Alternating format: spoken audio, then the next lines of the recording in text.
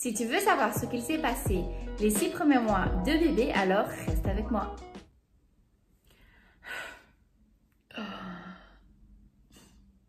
Ça fait 10 minutes que je suis en train de parler alors que j'enregistrais rien du tout. J'adore recommencer. Allons-y de nouveau.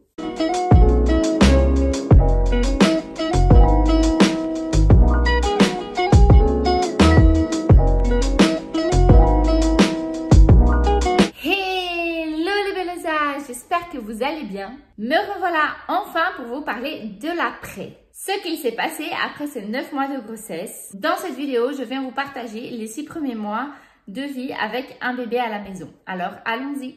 Alors, je vais essayer de vous raconter mes hauts et mes bas durant ces 6 mois avec bébé dans le but de vous épauler, vous rassurer, vous conseiller, vous prévenir et surtout rompre ce silence qu'il existe sur l'après-accouchement. En gros, pour essayer de vous préparer mentalement. Parce qu'une fois qu'on connaît et qu'on sait à quoi s'attendre, c'est plus facile de l'accepter et donc de mieux le vivre. Commençons par parler du jour de la naissance de bébé.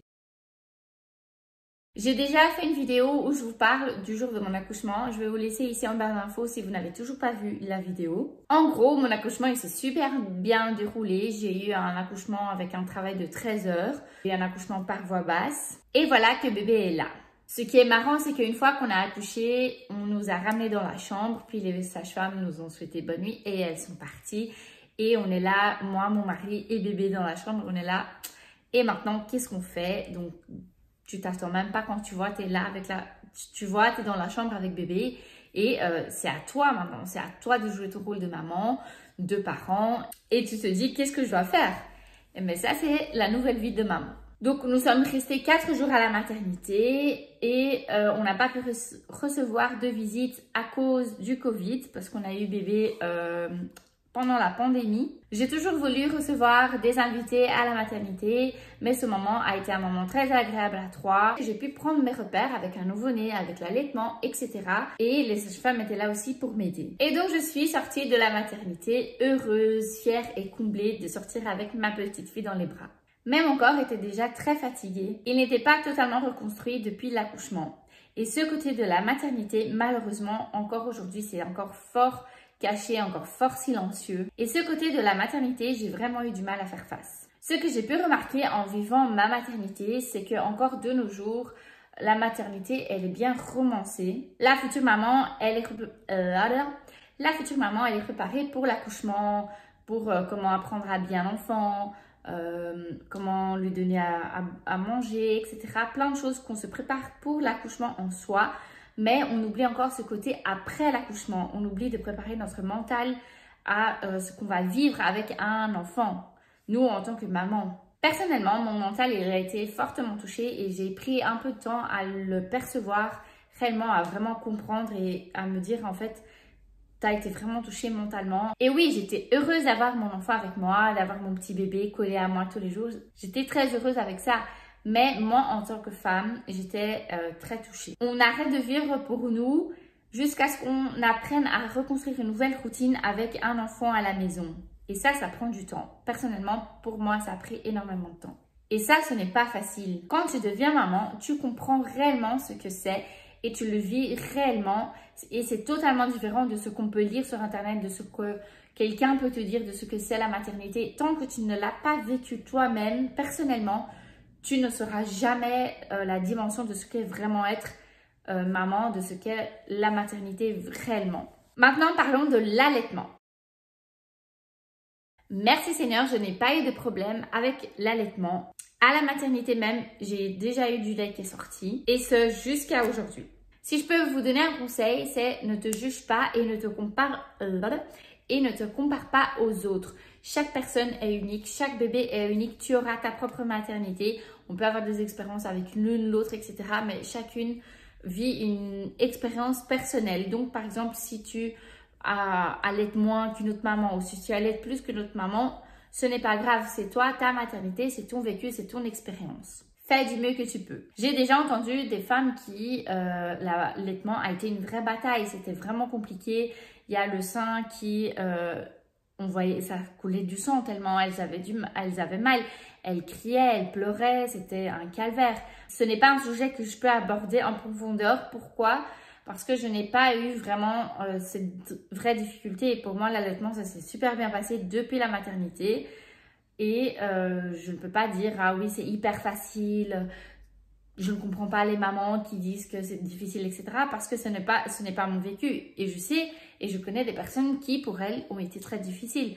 Donc, c'est quelque chose qu'on ne peut pas se comparer et c'est quelque chose qu'on ne peut pas juger. Chacune a sa propre expérience. Un autre point très important à partager, c'est de dire qu'on va recevoir énormément de commentaires. J'ai reçu énormément de commentaires en disant « Ton bébé, il a faim, tu n'as pas assez de lait, donne-lui du thé, donne-lui du lait maternel avec je ne sais quoi pour que le bébé puisse grossir et avoir plus de poids, etc. Machin, il a faim, il pleure, il a faim, nanana, nanana, nanana. » Plein de trucs et cela va commencer à jouer à ton mental et tu peux te sentir coupable et tu peux te sentir une mauvaise mère juste à cause des commentaires des autres personnes. Et moi, ce que je peux te dire, c'est d'être forte, n'écoute pas ces commentaires. Dis-toi que tu es une bonne mère et que tu fais de ton mieux, c'est le plus important. Et oui, tu vas savoir, tu vas apprendre à connaître les signes de ton bébé. Moi, au début, je ne connaissais pas du tout mon enfant. Je ne savais pas quand elle pleurait, je ne savais pas si elle avait faim, si elle avait soif, si elle avait mal au ventre, si elle avait fait caca, si elle avait sommeil. Au début, je ne connaissais rien du tout et c'est au fur et à mesure du temps que j'ai commencé à prendre mes repères et à commencer à identifier ce qu'elle avait vraiment besoin. Donc, ce n'est pas parce que ton enfant pleure qu'il a immédiatement faim. Donc, ces commentaires inutiles, ne les écoute pas. Parlons du corps après l'accouchement. Je n'appréhendais pas grand-chose au niveau de mon corps après l'accouchement car je savais que mon corps en 9 mois de grossesse, il avait changé énormément, il avait été transformé, j'avais un bébé à l'intérieur de moi. Donc, je savais que 3 jours à la maternité n'allait pas me faire avoir le corps que j'avais avant. Mais en réalité, ce n'est pas vraiment ce qui s'est passé. En réalité, mon physique, c'est l'une des choses qui a été le plus difficile pour moi après l'accouchement. Pendant la grossesse, j'ai grossi 14 kilos, ce que je trouve ok. Et après l'accouchement, j'ai perdu mes kilos assez rapidement.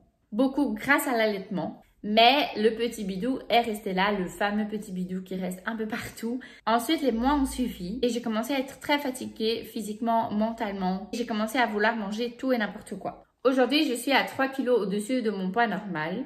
Mais je fais avec et tout va bien. C'est une phrase que je me répète assez souvent parce que c'est encore difficile pour moi aujourd'hui. Quand tu allaites, tes seins ils grossissent. Tu as un sein qui est plus gros que l'autre. Il y a des jours, surtout quand bébé est nouveau-né, que tu n'as pas le temps de te brosser les dents. Tu n'as pas le temps pour toi. Tu n'as pas le temps de prendre une douche. Tu manges la nourriture froide. Et tout ça peut être très lourd pour une maman. Mon corps a changé, mais il m'a donné la meilleure des choses qui est ma petite fille. Et ça, c'est plus fort que tout. Parlons du travail. Dur, dur, dur. Et oui, tu dois tout repenser, tu dois recréer une nouvelle routine. Je suis maman au foyer et je postais régulièrement des vidéos sur YouTube. Et après l'accouchement, ça a été toute une autre histoire. Vous-même, vous avez pu remarquer que j'étais absente sur la chaîne pendant des mois et des mois. Pourquoi? Parce que c'était très compliqué pour moi de gérer tout ça. La maison a été difficile à gérer avec les postages sur YouTube, ma fille, ma vie de couple, la famille, etc. J'ai commencé à ne rien savoir gérer. Je n'ai pas su tout gérer pendant des mois, même avec l'aide de ma famille. Ce que j'ai à dire, c'est que pour les mamans qui travaillent à l'extérieur, chapeau. Déjà, être maman au foyer, ce n'est pas facile, c'est très compliqué, c'est difficile, il y a plein de choses à faire, on n'arrête pas une minute. Donc, travailler à l'extérieur, puis arriver à la maison et tout gérer, c'est vraiment chapeau. Si tu as droit au congé maternité, n'y pense pas, fonce et prends-les. N'hésite pas, ça passe tellement vite, les mois passent tellement vite. Je suis tellement gratifiante que je travaille depuis la maison et que je peux rester avec ma fille toute la journée. Donc, si tu veux prendre des congés maternité et si tu le peux, prends-le. Parlons de bébé maintenant. Pour bébé, tout est nouveau. Il arrive dans un monde qu'il ne connaît pas. Il sort du ventre du jour au lendemain et il doit s'habituer à une ambiance toute nouvelle. Et maintenant, je vais vous partager les choses que j'ai notées des 6 premiers mois de Shaili. Je n'ai pas tout noté car sur le moment, j'oubliais ou alors je me disais que j'allais noter après et au fur et à mesure du temps, j'ai oublié. Mais j'ai essayé de prendre les plus grosses étapes des 6 mois pour vous partager. Le premier mois de Shaili a été extraordinaire. C'était un moment de découverte de ce petit être qui était à l'intérieur de moi pendant 9 mois et qui maintenant est dans mes bras. C'était un mois où tout était pour elle, mes yeux étaient fixés pour elle, toute la journée, tout le temps. je n'avais des yeux que pour elle. C'est un moment où on a commencé à apprendre à se connaître. Et c'était un mois où on avait vraiment réalisé que oui, elle était là, vraiment. On a eu les 9 mois et que bébé est vraiment là avec nous. Les difficultés qu'il y a eu pendant ce mois. Shaili, elle a eu du mal à dormir loin des bras dans une certaine position. En fait, Shaili, je peux faire une vidéo où j'explique précisément ce qu'elle a eu. Shaili, elle a eu un torticolis du côté gauche. Donc, pendant les 9 mois, elle était restée quasiment sur la même position avec la tête tournée vers la gauche. Donc, quand elle est sortie, automatiquement, elle avait la tête tournée vers la gauche. Et on n'avait pas remarqué ça au début. Et donc, les positions tout droit comme ça ou quoi, quand on la couchait, quand on la mettait sur le maxi-cosy, etc., ça n'allait pas. Elle avait fort mal. Et nous, au début, on ne comprenait pas ce qui s'est passé. Donc, comme elle avait un torticolis gauche, même lors du bain, elle avait beaucoup de pleurs selon la position qu'on la mettait. Donc, c'était très compliqué de lui faire son bain. Et les réussites qu'on a eues, la douche avec nous. Donc, elle prenait la douche avec moi ou avec mon mari. L'allaitement a été très facile. Et aussi, on a eu la sage-femme qui venait à domicile pour prendre le poids de Shaili, pour faire sa mesure, etc. les premiers jours, les premières semaines de sa naissance. Aussi, c'était un mois de récupération pour moi. Je venais d'accoucher, même si ça a été un accouchement normal, j'ai eu un temps de réadaptation, que mon corps se récupère car il y a eu tout le changement du corps, etc. Le mois 2, il y a eu les premiers sourires qui sont apparus. Elle a commencé à rester éveillée le soir. Elle a eu beaucoup de manque de sommeil. Donc, je pense que c'était un mois où elle a changé la nuit pour le matin et le matin la nuit. Elle a eu des coliques aussi, mais merci Seigneur, elle a eu que 2 semaines de coliques. Et je sais qu'il y a beaucoup de bébés qui ont des mois et des mois de coliques. Shaili, elle en a eu 2. Si je peux vous conseiller, si vous habitez en Belgique, je ne sais pas si dans d'autres pays il existe aussi, mais pour les coliques, vous pouvez aller à la pharmacie et demander le Mama Natura. C'est ce qui a fonctionné avec Shaili. Je peux vous mettre une photo et vous donner 3 gouttes, je pense, à chaque fois et ça peut améniser les coliques. Au mois 2, elle a eu des difficultés à rester dans le maxi-cosy et le bain a été toujours très compliqué. On a commencé à utiliser le matelas de bain pour bébé. Je peux vous mettre une photo. Et ça a été une réussite. C'est ce qui nous a aidé à qu'elle ait une position correcte et qu'elle puisse prendre son bain correctement. Ou alors elle prenait son bain avec nous comme avant. Le mois 3, on a été finalement à l'ostéopathe. Là, on a vu que c'était vraiment un torticolis gauche qu'elle avait. Donc, elle a dû faire des séances kiné. Et merci Seigneur, ça s'est amélioré. Le mois 4, elle a eu son premier voyage international. Son premier voyage, on a été au Mexique. Ma soeur, elle s'est mariée en décembre. Et on a été pour la première fois, on a voyagé la première fois avec bébé. J'ai quelques vidéos, quelques photos. Mais je n'ai pas fait de vlog, rien du tout, parce que voilà, je voulais pas, j'étais en récupération, postpartum, etc. Donc voilà, mais tout s'est très bien déroulé. On a voyagé de Bruxelles jusqu'à Cancun, et Cancun, on a été à Tuxtla. Et de Bruxelles-Cancun pour l'aller, elle a été super bien, elle a dormi, elle a joué, elle a rigolé. Tout s'est très bien passé et au retour de Cancun-Bruxelles, elle a dormi les 9 heures de vol. Depuis le moment où on est rentré dans l'avion, elle a dormi et on l'a juste réveillée parce qu'on a dû sortir de l'avion. Donc, on a dû la prendre pour sortir de l'avion, c'est tout. Donc, pour un premier voyage, on a été très soulagés, on a été très surpris positivement. Donc, on espère que pour les prochaines fois, ce sera la même chose. On ne sait pas, on verra. Elle a aussi découvert quelques fruits au Mexique comme la banane et la mangue. Elle a été c'était sa première fois à la mer et sa première fois à la piscine. Au 5e mois de Shaili, il y a les premières dents qui sont apparues et elle a commencé à avoir ses cours de bébé nageur. Pour qui ne sait pas, un bébé peut commencer à avoir des cours de bébé nageur à partir de 4 mois. Mais comme on était au Mexique, on a commencé en janvier, donc elle avait 5 mois. Et à son 6e mois, c'était un mois assez compliqué parce que c'était un mois où Shaili ne voulait que moi. Ni papa, ni grand-mère, ni personne. C'était que maman toute la journée, toute la soirée, tout le temps, H24. Et donc, c'était un mois très compliqué pour moi parce qu'on ne pouvait même pas la regarder, que ça n'allait pas. Elle voulait que moi. Et donc, avec tout ça, ce que je peux vous conseiller, c'est de vous préparer mentalement. Ce n'est pas que les 3 premiers mois de bébé, ce sont des mois d'adaptation, ce sera les mois les plus difficiles ou l'inverse, etc. Non. Il faut comprendre que bébé arrive dans un monde qu'il ne connaît pas, il ne connaît rien, il ne connaît personne, il ne sait rien faire, il ne sait pas quoi faire.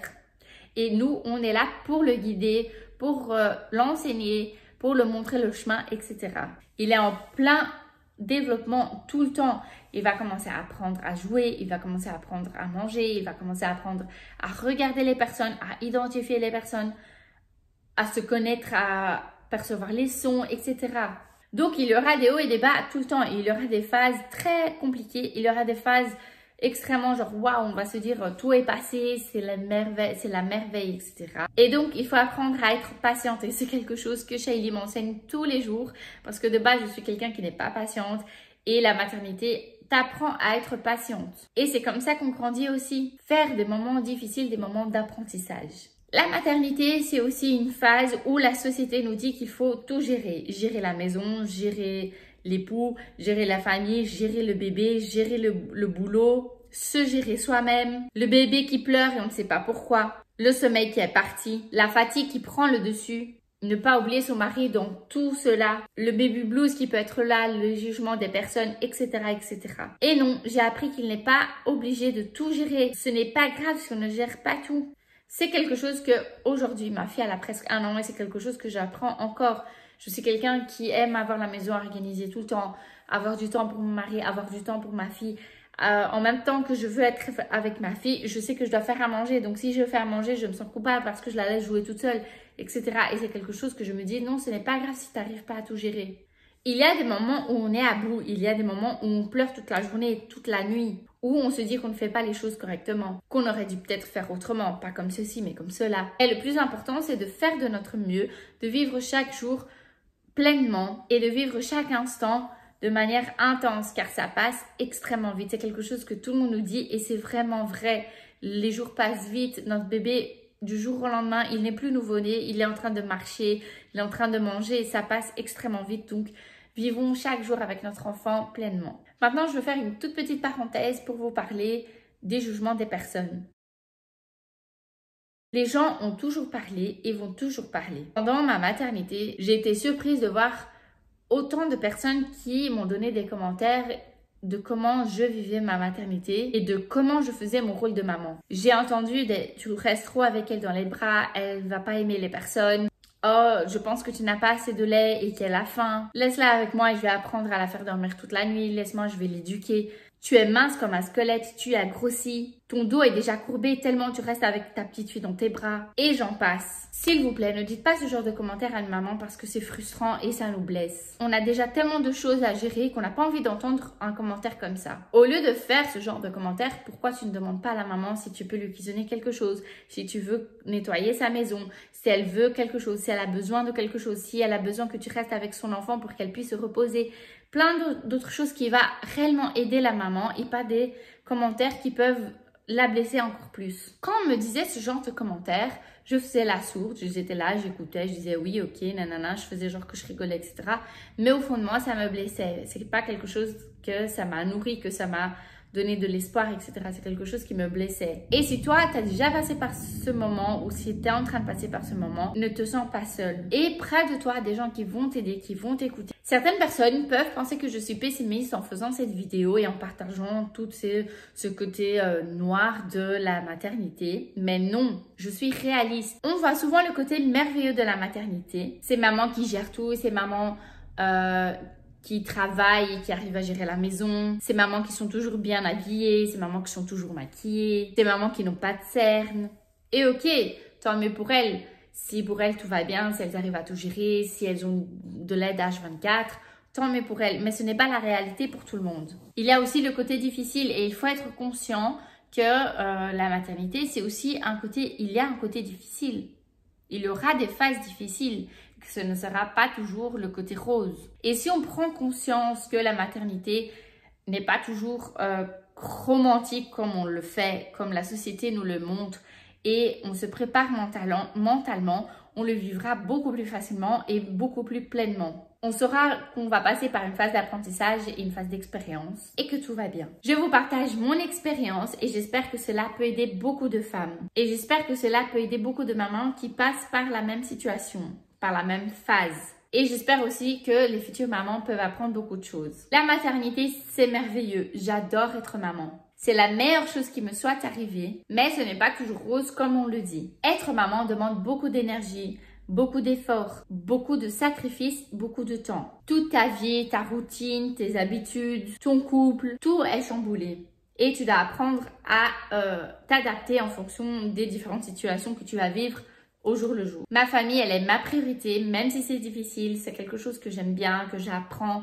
Ce n'est pas toujours facile, mais on va réussir, on va s'entraider et on va se motiver et on va y arriver. Voilà, j'espère que cette vidéo t'a été utile, j'espère qu'elle t'a appris beaucoup de choses, j'espère qu'elle t'a ouvert les yeux à vraiment comprendre et à percevoir ce côté de la maternité qui n'est pas toujours rose, mais que la maternité est quelque chose de merveilleux. C'est le meilleur don qu'une femme puisse recevoir dans ce monde.